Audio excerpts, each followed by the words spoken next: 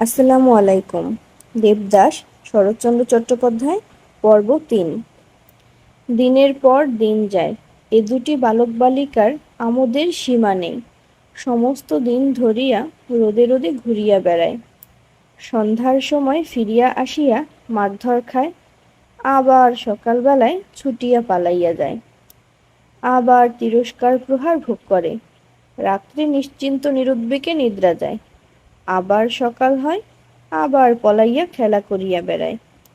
অন্য সঙ্গী সাথী বড় কেহ নাই, প্রয়োজনও হয় না।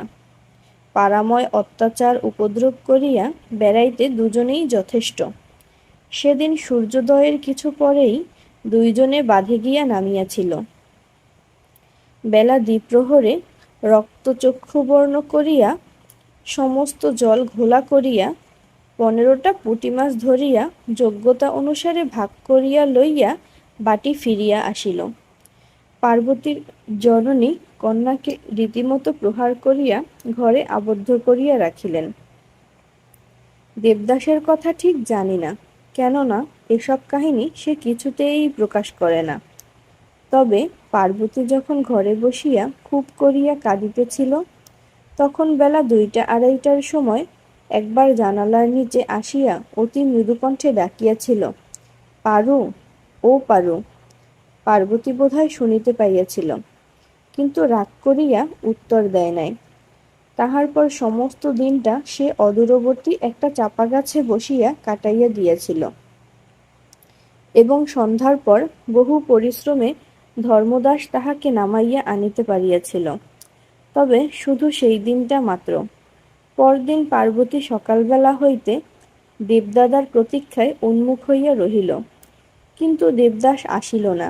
সে পিতার সহিত নিকটবর্তী গ্রামে নিমন্ত্রণ রাখিতে গিয়াছিল। দেবদাস যখন আসিল না, পার্বতী তখন ক্ষুণ্ণ মনে একাকী বাটির বাহির হইয়া পড়িল। কাল বাঁধে নামিবার সময় দেবদাস 3টা টাকা পার্বতীকে রাখিতে দিয়েছিল, পাছে হারাইয়া যায়।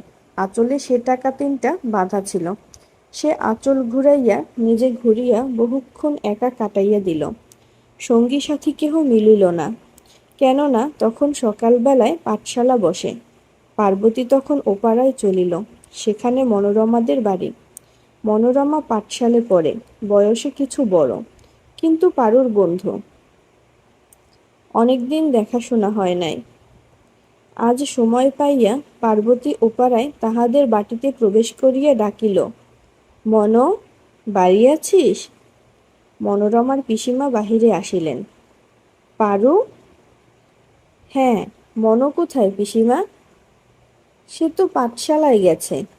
তুমি যাওনি? আমি পাঠশালায় যাইনি, দেবদাও যায় না।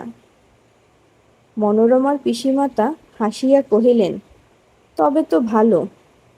তুমিও যাও না, দেবদাদাও যায় না? না, আমরা কেউ যাই নে।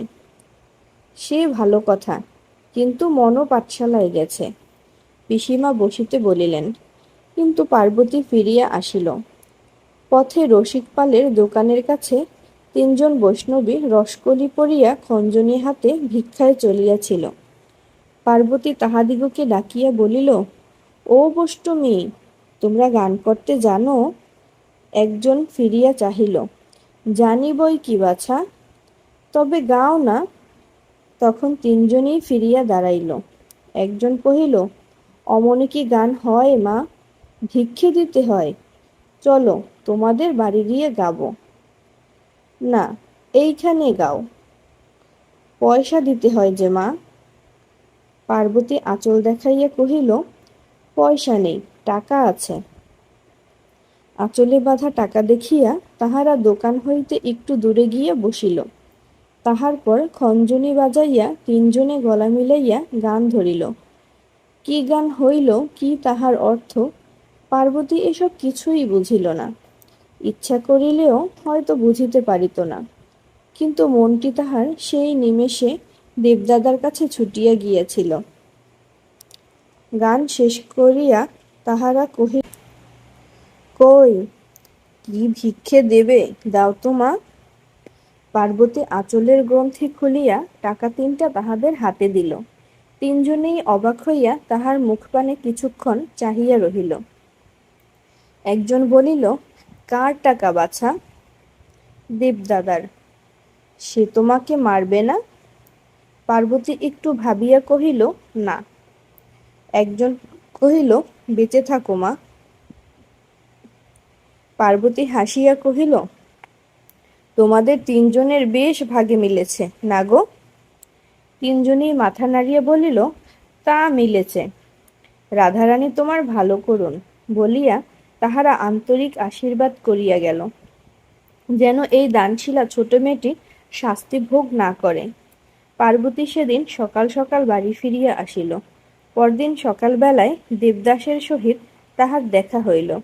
তার হাতে একটা লাটাই ছিল, তবে ঘুড়ি নাই, সেইটা কিনিতে হইবে। পার্বতীকে কাছে পাইয়া কহিল, পারু, টাকা দে।